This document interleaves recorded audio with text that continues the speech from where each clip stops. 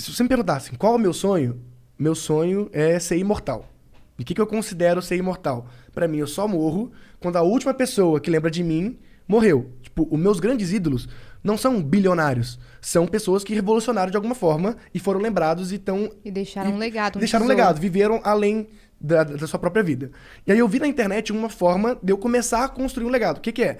As pessoas vão achar alguma coisa sobre mim, querendo eu ou não.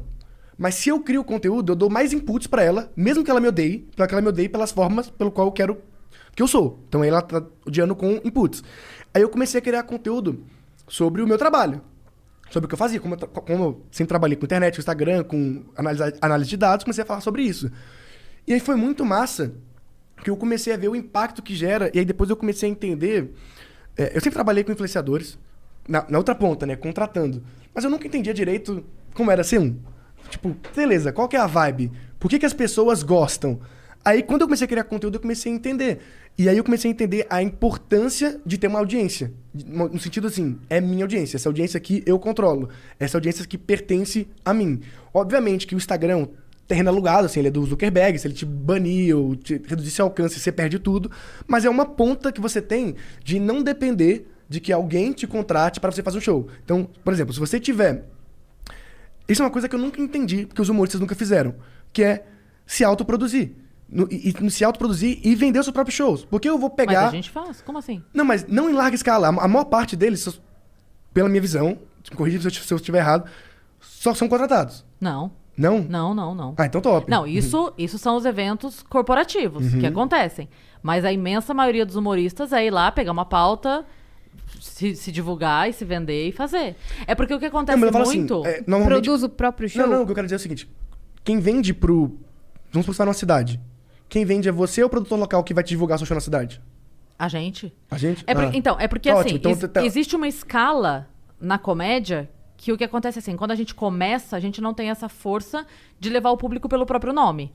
Entende? Uhum. Então, assim, a pessoa vai porque gosta de comédia, ponto. Então, no início, a gente precisa de um produtor local que conheça as formas de divulgação na cidade, as formas... o melhor bar na cidade, por exemplo, né? Porque você não vai lotar um teatro. Chega num ponto em que você sabe que você pode ir pra cidade e lotar o teatro com o teu nome. Você vai botar no outdoor, as pessoas vão ver que você vai estar na cidade e você vai.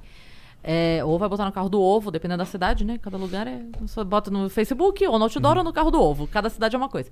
Mas você vai pra cidade e vai lotar. A partir desse momento, os humoristas, eles trabalham com produtores individuais. Tanto é que, assim, no meio da comédia, já se tentou muito o Rica e outros produtores que tentaram ter um leque de humoristas e que, pros humoristas, não valia a pena. Porque o que acontecia? A hora que chegava uma oferta de evento... O Rica tinha um cardápio e ele falava, aqui, ó. Aí a pessoa vê Dani Calabresa, Nani People e Cris Paiva. Até a pessoa chegar em mim é a hora que ela tá sem dinheiro, né? Porque ela já tentou contratar uma, tentou contratar outra.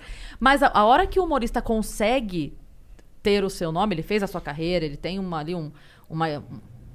estabilidade, vamos dizer assim, e ele consegue ver tanto que a maioria dos humoristas, quem produz é a própria mulher. Então, mas aí... Esse é o ponto que eu quero chegar. E aí não tem ninguém na cidade que compre o show. O que eu vejo é que a maior parte tenta fazer isso organicamente. Sendo que você pode comprar anúncios também. Fazer Facebook Ads é maravilhoso e pouquíssima gente faz. Eu conheço... Qual que é o nome do... O cara do Quatro Amigos? Esqueci o nome dele agora. Afonso Padilha, Thiago Ventura. Não, Thiago Ventura. O Thiago Ventura...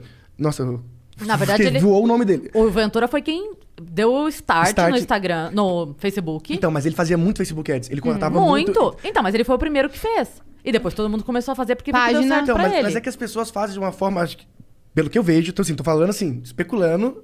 Por observação. Pelo que eu visualizo como consumidor de comédia. Eu acho que eles vão só no nível 1, que é tipo, apertar o botão promover. Eu não acho que a galera realmente faça uma campanha, tipo, pegar um público... Nicho. Então, vamos supor, como eu faria, um exemplo. Eu vou fazer um show numa cidade X. Quero fazer show numa cidade X. Então eu vou lá... Quando eu falo Facebook, é o Instagram também, que é o Instagram do Facebook.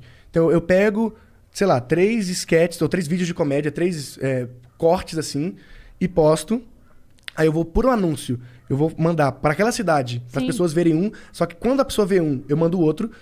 Quem viu os dois, eu mando o terceiro. Quando o cara viu o terceiro, então eu segmento por ter como você criar lá, assim, quem assistiu 75% desse vídeo, daquele vídeo. Aí eu falo, então, se você viu os 3, eu mando um anúncio para comprar o ingresso. Tá, deixa eu te explicar só uma coisa. Todo mundo, depois que o Ventura fez, todo mundo começou a fazer. E esse processo de filtrar o público, o Ventura nunca escondeu de ninguém. Ele sempre passou o conhecimento e todo mundo foi fazendo igual. O grande diferencial que ajudou o Ventura a bombar nessa pirâmide aqui, não foi só como ele fez, foi o que ele entregou. Ele entregou de uma forma diferente, algo diferente. Então ele trouxe um stand-up mais acessível para o grande público, que até então se via como uma coisa elitizada. Então ele levou o stand-up que a gente fala nichado, que na verdade, ao invés de diminuir o público, ele aumentou, porque ele foi para um nicho que era falar com uma galera que até então o stand-up não falava. Então ele foi o primeiro que entregou esse stand-up do cachorro, do moleque, do não sei o quê, do moleque de vila, que o Projota não é, mas o Ventura é. E começou, e não sei o quê. Então ele não só entregou de uma forma diferente, ele entregou um conteúdo diferente. O que aconteceu foi, quando outros tentaram usar o mesmo tipo de divulgação do Ventura, não tinham o produto diferente que ele tinha. Então, ele se usou de uma forma diferente de divulgar, um produto diferente também de divulgar. Então, ele conseguiu esse ápice, porque ele juntou duas coisas. Ele juntou todo o processo de Facebook, que foi do caralho pra ele, com uma coisa que ele inovou. Depois dele, outros fizeram, e muitos se utilizaram disso, e bombaram, e venderam muito show, e funcionou pra muita gente, tanto que até hoje... Não agora, porque nós estamos tendo show, mas até hoje, toda vez que se marca um show, é o cara patrocinando pelo Facebook, aquela coisa, bababá. Sempre. Então, até parar de funcionar. é que eu não acho que para de funcionar. É que assim, o Facebook talvez fique mais caro. Não necessariamente parou de funcionar. Uma coisa que eu percebo das pessoas que eu conheço que fazem anúncio dessa forma para divulgar evento, todo mundo que eu vi até o momento foi muito amador. Tipo... Eu falo isso porque eu tô na outra ponta que a gente faz muito anúncio, tipo... Porque a gente entende de comédia, não de programação. Aí, então a gente vai fazer o quanto alcança de eu acho que conhecimento. falta uma lógica de negócio. Porque o mais comum é... Toma essa verba pra anunciar. Tipo, R$1.000, R$2.000. O cara pega uma verba. Ele define uma verba e coloca essa verba assim, gasta essa verba. Pra mim, o maior erro começa aí. Porque não necessariamente essa verba é suficiente. E não necessariamente eu tô tendo lucro com essa verba. Por isso que eu acho que falta a parte do fazer como um negócio. Como seria isso? Primeiro eu testo uma verba de teste para poder descobrir como tá sendo. Aí eu vou tentar descobrir qual que é o máximo que eu tô disposto a pagar por venda. E não quando eu tenho de verba. Então, se eu tô disposto a pagar... Vamos supor que o ingresso é R$50 e eu tô disposto a gastar R$10, R$20 por ingresso, enquanto estiver R$20 à venda, eu continuo anunciando. E aí, a partir disso, eu começo a criar uma lógica de eu pego uma parte do meu faturamento. Então, se eu faturei X mil no mês, eu defino, sei lá, 20%, eu vou obrigatoriamente gastar com promoção. Então, eu pego... A verba é do percentual, porque se ela dá resultado e eu vendo mais por causa dessa verba, então essa verba aumenta também. Então, eu acho que definir uma verba, que é como eu vejo as pessoas fazendo... define seu crescimento também. Então, muita gente tem medo de gastar muito dinheiro com anúncio, fala, nossa, é muito dinheiro. Mas as pessoas não veem. Se você está gastando muito dinheiro com anúncio, é porque está dando resultado. Dificilmente você vai gastar muito dinheiro, tomar prejuízo e continuar investindo muito dinheiro. Então, o objetivo deveria ser gastar milhões por mês em anúncio, em algum momento. Tipo assim, conseguir chegar ao máximo. Porque eu vejo na outra ponta, por exemplo, a galera do marketing digital, tem players no mercado que eu conheço que gastam, tipo, 3 milhões por mês em anúncio para promover Facebook e YouTube. Tipo... Caraca! Eu não sei exatamente quanto o Thiago Nigo tá gastando, mas ele é uma dessas pessoas que tá nessa faixa. Ele investe milhões pra poder... Por exemplo, ele fez a live lá, teve 150 mil pessoas ao vivo. Não é com muito investimento em mídia. Mas por que eles fazem muito investimento em mídia? Que o retorno... Porque ele tem o cálculo de quanto retorna. Então, se a conta tá fechando, eu tô investindo mais. Sacou? Aí deu errado. Mas eu acho que eles tentaram muito pouco. Tipo, não tentou buscar uma lógica pra conquistar, porque... É porque a conta da verba do teatro ela é muito diferente da verba da internet. Você não consegue colocar 450 mil pessoas no teatro. Então, o quanto a gente pode colocar essa porcentagem, ela é muito baixa, entende?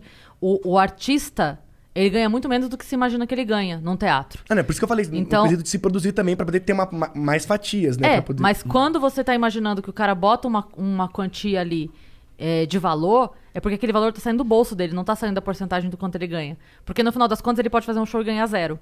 Porque muitas vezes a gente anuncia um show e se não vender, e se não bater, tem a pauta do teatro que a gente já se comprometeu a pagar, e pauta de teatro é cara, e aí tem anúncio, e aí tem não sei o quê, e aí você já pagou a arte, e aí você já pagou a passagem pra ir, o hotel pra ir, a alimentação sua do produtor.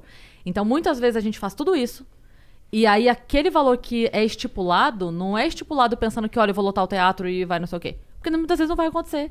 Se choveu no dia, acabou. Porque a gente não tá lidando com a internet, entende? É por isso que eu tô falando. Vem de um outro setor, porque se eu lotar o teatro, eu tô falando de... Os riscos são fatores externos. E se eu lotar o teatro, eu tô falando de 600, 700, 800 pessoas, no máximo. Eu não tô falando de uma live pra 150 mil pessoas, entendeu? Então, assim, o risco é maior pra um lucro que tem um limite. A live não tem um limite. Se ele fizer uma divulgação muito boa e entrar 1 milhão de pessoas, vai ser incrível. O teatro tem um limite. E se eu tiver que fazer uma segunda sessão, eu pago outra pauta. Entendeu? Então Não, eu sei que tem um limite. É um cálculo diferente, assim. Mas dá pra fazer. Não. É claro que em outras Tanto é que é proporções... feito. Dá pra testar. Dá pra testar, eu falo. Tanto é que é feito. Tanto dá pra fazer que é feito. Mas é que são outros números, entendeu? Talvez a gente tivesse que... Tipo, você tem um puta conhecimento com programação. Talvez eu tivesse que te passar informações de como acontece o nosso cálculo de gastos e lá, pra gente tentar uma outra coisa que funcione pra isso, que talvez não seja... Entende o que eu quero dizer? Talvez não seja a mesma fórmula. Eu te ajudo depois. Quando voltar a pandemia, eu faço os seus anúncios. Pra fazer, assim, tipo, uma fórmula que... Olha, isso aqui vai funcionar, então, pra este caso. Né? Porque aqui a gente tem um limite de onde a gente pode chegar. E aí talvez a gente consiga entender que essa fórmula funciona um pouco diferente. Mas, assim, que eu tenho certeza absoluta que a gente não explora tudo o que é possível, é óbvio. É óbvio, né? A gente faz graça, a gente não faz anúncio. Então, a gente vai tentar entender, a partir das suas dicas, o que funciona ou não e fazer o máximo possível daquilo. Mas não quer dizer que vá ser o máximo possível.